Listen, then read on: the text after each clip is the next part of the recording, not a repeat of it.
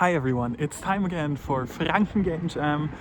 The 8th time we're doing this already, and I'm super happy that so many of you are participating again in 6 locations across Franconia. I'm Paul, I'm one of the organizers from Franken Game Jam, and first and foremost let me thank the awesome team which makes all of this happen.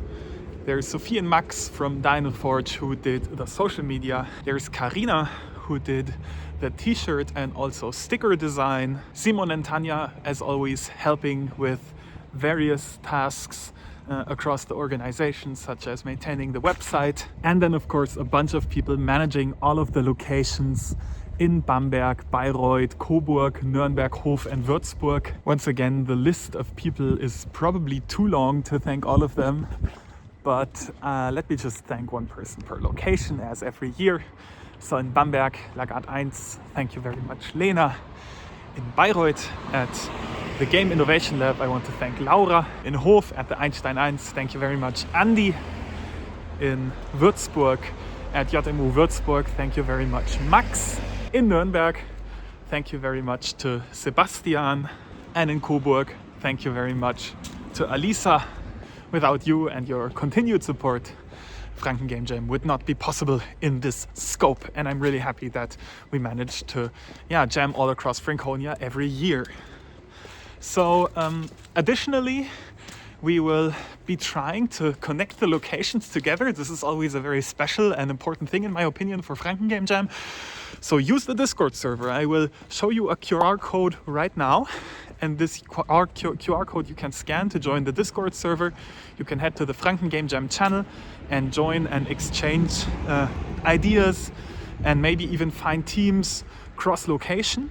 Also, if you find the time, I would love it if you could use the hashtag JamFranken, hashtag JamFranken25 on social media. I will be visiting every location again, hopefully, during the weekend, and I will bring you your t-shirts then. You probably noticed that you haven't gotten your t-shirts yet. Logistics are complicated. I'm very happy that my main job as game developer doesn't include logistics, but in this case I will bring you the t-shirts on Saturday or Sunday. And next up I have to also thank our wonderful sponsors who make Franken Game Jam possible every year. This is the BFM in Bayreuth and Games Bavaria from Munich, who are helping as silver and gold sponsors respectively. And then we have 2 diamond sponsors this year. Zipsoft, our long-running partners who once again are supporting Franken Game Jam. And then also for the first time this year, Travian Games, who also sponsored the t-shirts. So thank you very much, Travian Games. Both of them are diamond sponsors, and both of them have a short video message for you.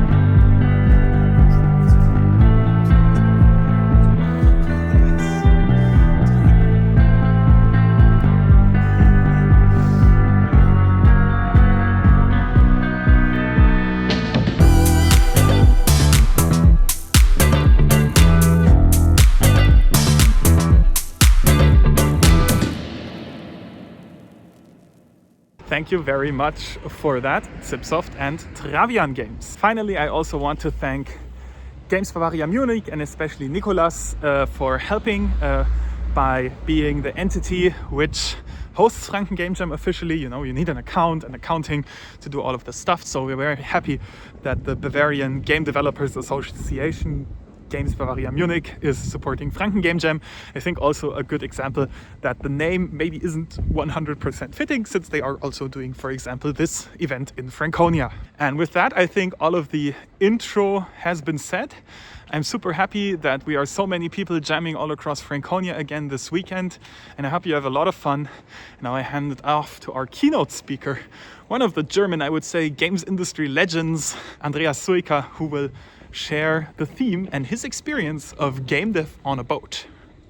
Welcome, Franken Game Jam. Hello, my name is Andreas. I make games since 25 years now, from small games to bigger games, to like not games, to like installations, to I'm a little bit all over the place, especially this year. And it's really funny when I learned what the topic will be of this year, because I'm kind of connected to that in a certain way, but I will come to that in a second. So first of all, super cool you're here. I think game jams are really, really great to learn from others, to learn with others, to learn technology, to like go crazy, to do creative stuff just without this burden of trying to make a commercial success. This is where I come from. So when I started making games, I started at Blue Byte back then, before it was bought by Ubisoft, and there were no game designers. There were no schools teaching game design. It was kind of a weird time. I started actually officially as a data wizard. So my job was building the version, giving it to the testers.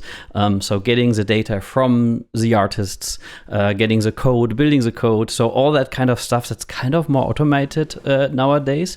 But it taught me a lot, the inners and outers of a game, which was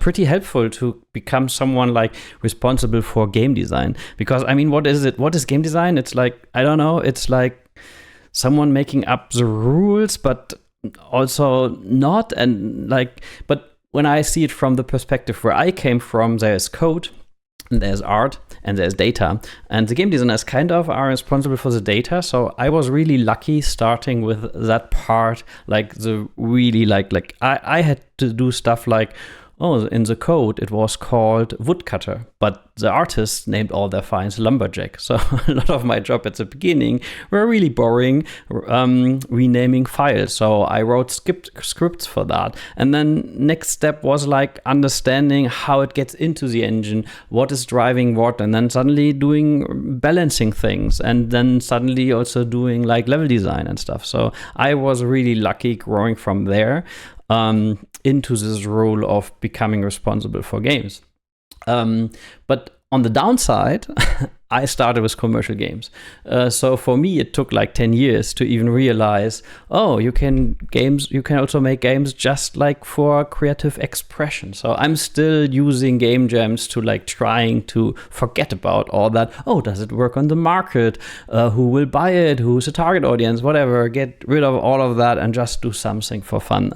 And that's one of the things I personally like with game jams nowadays, and to test out new things. So in my last game jam, I used Godot for the first time in 3D with physics, and it was actually a pretty cool experience, and I didn't expect much from it, and it was just like messing around with things. So I hope you have that kind of experience as well in this game jam. So let's talk about the topic. So the topic is, I haven't prepared anything, so I do drum roll.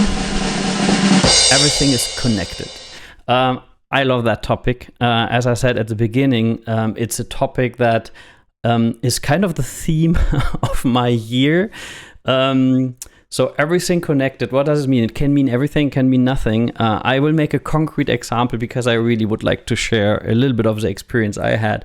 In around May this year, someone from the game space asked me if I would be open to do a hackathon, which is kind of a game jam, but it has a goal and was not just about games, on a boat. And I immediately said yes, because I have a sailing boat. I love sailing, I love boats, I love the ocean. The ocean is really dear to my heart. So I said like, yeah, let's do that. And then it was actually like a game jam. We were 10 days on board of one of the most modern research vessels in the world, and working with scientists about like how can we display data in a nice way. And there's one map I want to show you, and this is this one, that blew my mind. And this is about everything is connected, because this is a map from the ocean's perspective, because the ocean connects us all. So everything is connected through the ocean, which I really like. So this is kind of like, I did now 3 hackathons. I just came back from Singapore because I crossed actually the Indian Ocean with this boat, making bigger installations. And there, let me go here.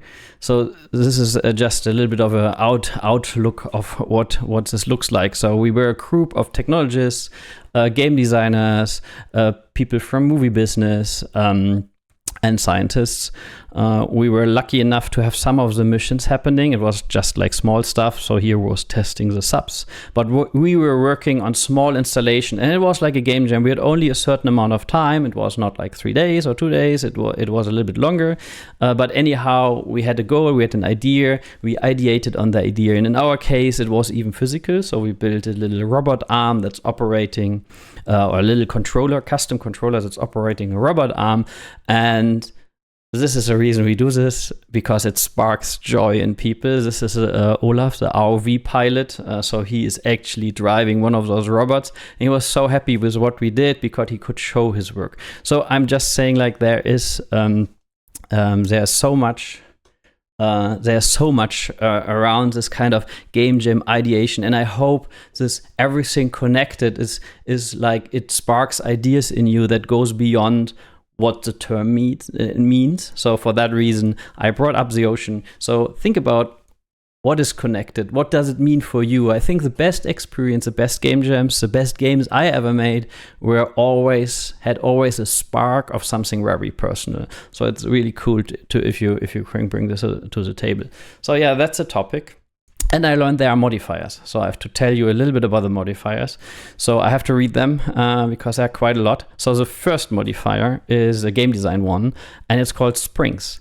Make a game where the design is based on springs, either the mathematical algorithm or physical components. So that's the first modifier. And I think especially with a broader topic like everything is connected, with a team you are having, not only maybe picking some modifiers, but also making some boundaries for yourself actually fosters creativity. So I like those. So the second one is art. Gameboy classic style.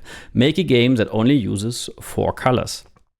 So that's the second one. And then we have a code one. The code one is peer-to-peer. Make a multiplayer game that uses a peer-to-peer connection. On this hackathon I was talking about, we actually made a multiplayer game, and that was pretty hard. But fortunately, nowadays the technology gets better and better, and it gets easier and easier to do that. But I'm looking forward to people doing a peer-to-peer game. That's nice. So the next one is sound. In the sound area, it's trigger connections.